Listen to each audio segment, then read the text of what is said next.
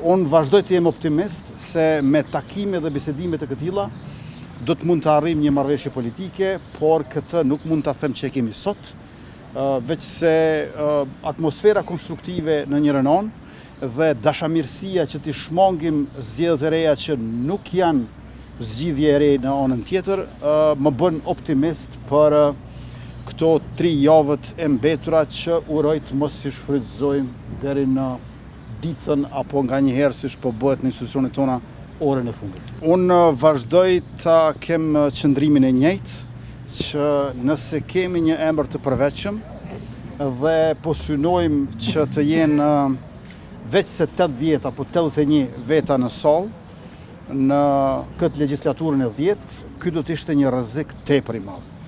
Vetëm një shumicë prej 84-85 është ajo që do të na bënte komod për emrat e përveçëm për 80 deputet që qëndrojnë në sallë dhe votojnë për të zgjedhur presidentin. Dhe më tutje unë besoj që numri 80-81 nuk është caku ynë për të ecur përpara, është më shumë se aq.